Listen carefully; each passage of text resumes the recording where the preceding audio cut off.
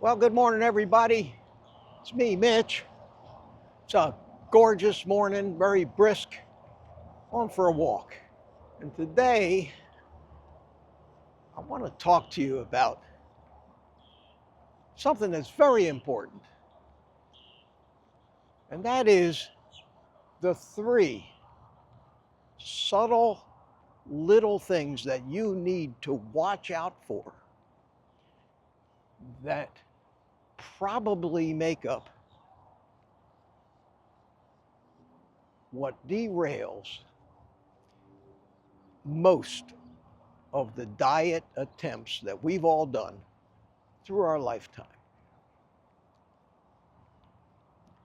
I think I'm uniquely qualified to speak on this subject because over the course of 50 or 55 years, I have probably failed at more attempts to sustain weight loss for my life than most people, just because I've been around that long. And after looking back over all those years and all of those successful diets that always ended up being eventually derailed, distilled it down to three things you may not have even thought of that you would be wise to watch out for. Some of these are hard to do because they go against all our natural instincts, but let's start with number one. And number one goes completely contrary to all the advice that we've ever gotten about achieving anything in life, and that is setting goals. Set your goals, they tell you. If you don't have goals, you can't achieve anything. We all believe that, and we set our goals. Very few of us ever achieve them, but we set them because that's what they tell us to do. And we've got our goals, and by God, we're going to divide the path to that goal up into different steps, and we're going to use those steps as intermediate markers that we are on the right track and accomplishing our goal, except it doesn't work. It especially doesn't work on a diet because it assumes, number one, that the goal that you've set is achievable in any real world. And we tend to set these lofty goals that are unachievable, and of course we don't achieve them and lead to disappointment. The second thing is, a lot of things happen that we actually have no control over. So trying to measure whether we're on track to meet our goals implies that there's actually something we can do. All we can do when it comes to diet is control what we put in our mouth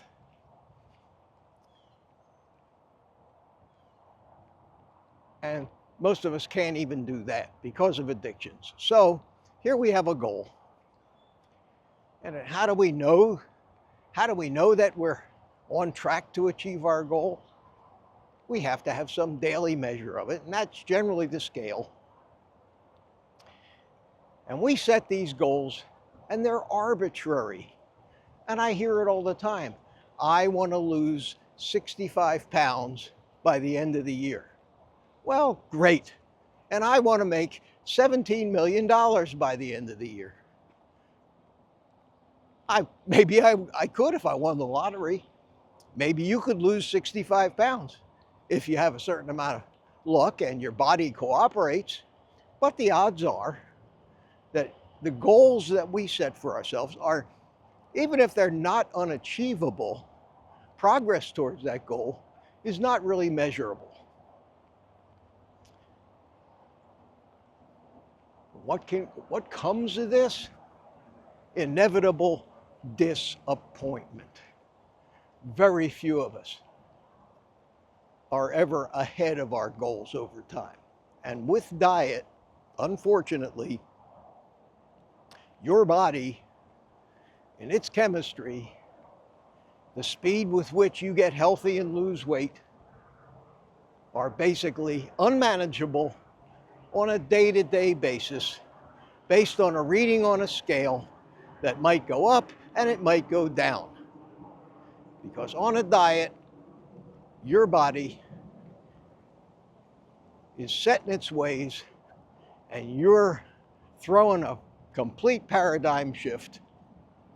More than likely, your body is in survival metabolism, addicted to sugar, and you are taking the sugar away, and the battle royale will commence with your subconscious mind and your body usually winning. All the while you're thinking about your goal and you're trying to figure out whether you're on track or not, again, as if there was anything you could do to speed up or slow down the process. When it comes to weight loss, you can't set goals. You have no idea how long it will take and how much weight you'll eventually lose when your body decides it has reached its optimal weight. That might take 6 months. It might take 3 years. However long it'll take, it will take. You can't rush it or change it.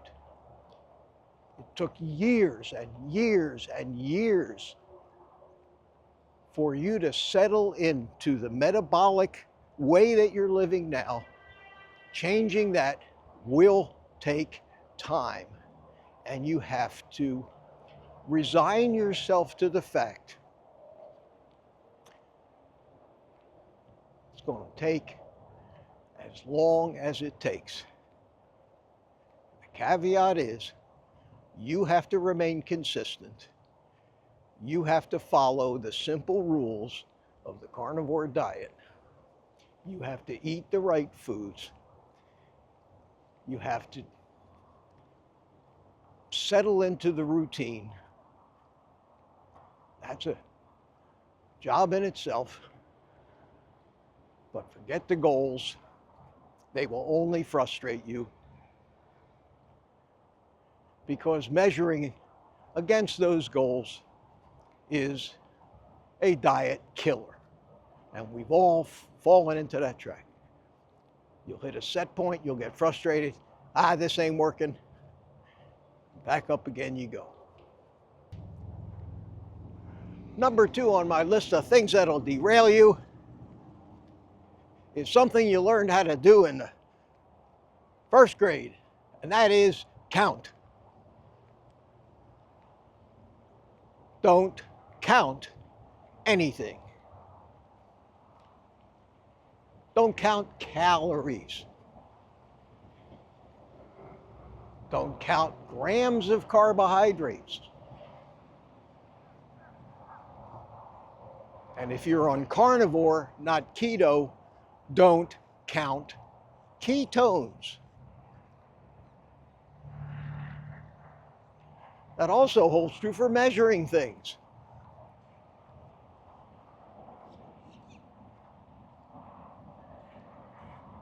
If you're sick and you're diabetic, yes, you have to measure your blood sugar on a daily basis. But just like setting goals, the same rules apply. And that is that things will happen in their own time, at their own pace, based on physiology and biochemistry, and we can't change these things. We can't micromanage these things, and we can't control these things. And trying to do so just elevates the frustration when you say, I'm working so hard and nothing's happening. You don't need to measure calories because you eat when you're hungry and you stop when you're satisfied. Period. It's simple. You don't need to measure carbs because you're not buying food with carbs. You don't have any food with carbs in the house. Why would you need to think about counting them? You certainly don't need to worry about micromanaging whatever level of ketosis you might have because you can't. Your body will go in and out of ketosis when it's necessary, and it's not up to you to worry about it or chase these ketones and keep sticking yourself, drawing blood. If you're following this lifestyle and you're eating these foods, you can't help but achieve a proper balance in lipid metabolism, and everything will work. Have faith in the fact that it will work, and that the when is when it works. How fast is how fast it works. It's so simple, you only have to make sure you put the right stuff in your mouth, and everything else, this fabulous machine we call a human body, is already programmed to take care of it, to give you back your health, to take your pain away.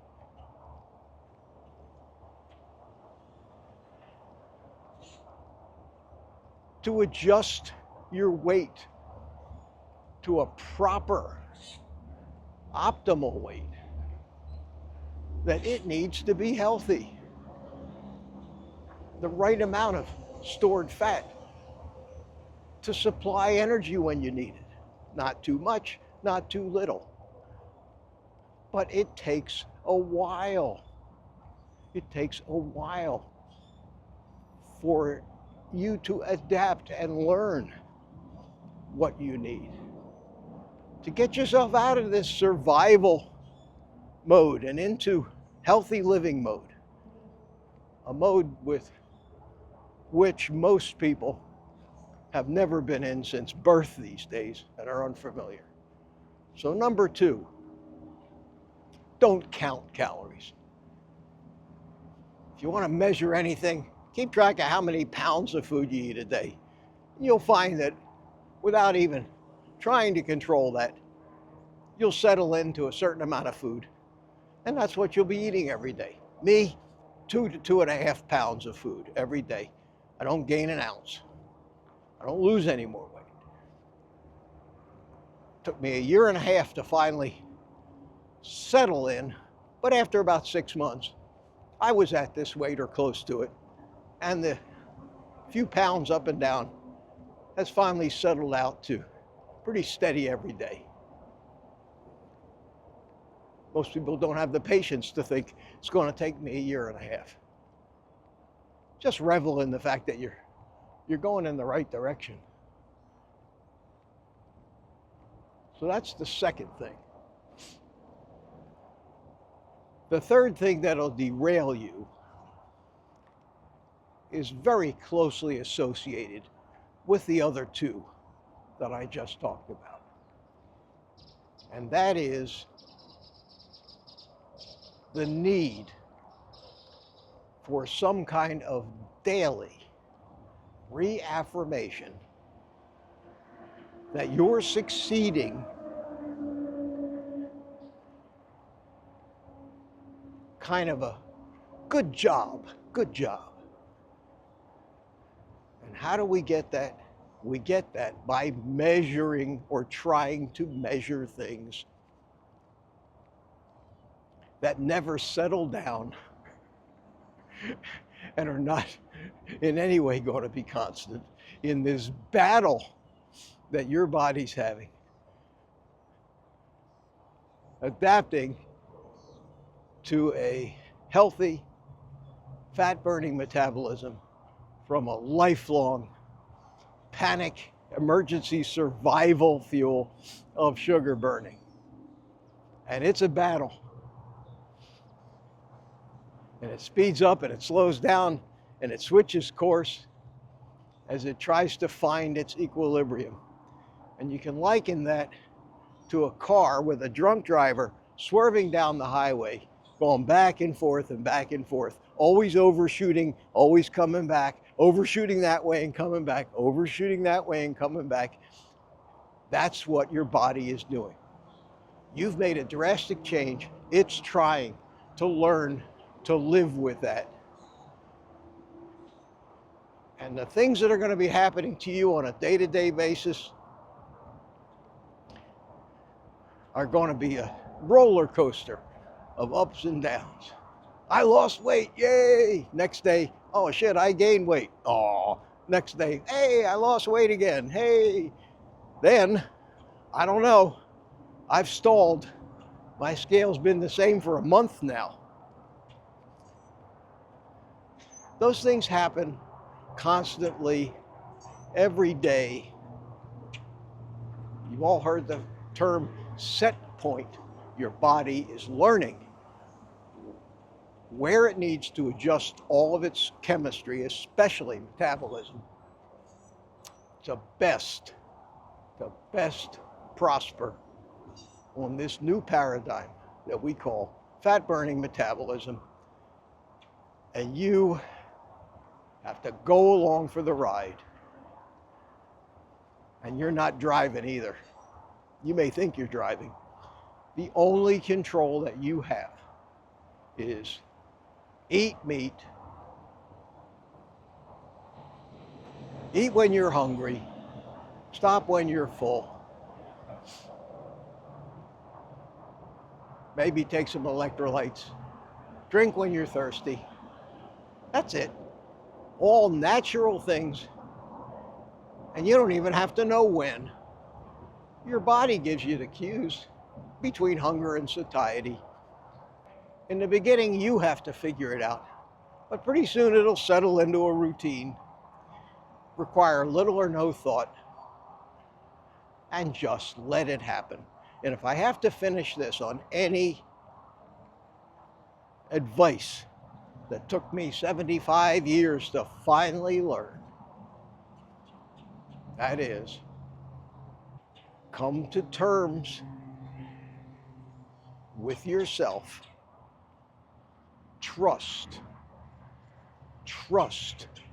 the ancient programming and biochemistry to do what it's been doing for millions of years. That thing which contributed to you and I being here today, that was the survival of every one of our ancestors. Don't try to outsmart that. Let it happen. When anybody asks me, well, how long will it take? My answer is, as long as it takes. Well, how much weight will I lose? As much as you lose. Will my diseases and health and my diseases go away and my health improve? To whatever extent it will happen, it will. These things are unpredictable. So the three things. Number one, goals set you up for disappointment. Number two, counting things set you up for disappointment. And number three, trying to gauge your progress will only set you up for disappointment. My takeaway from that is, don't do those things and you won't be disappointed. Trust this diet as what we're supposed to do and let it happen. That's the best shot you've got. So with that, take the rest of the day off and eat meat.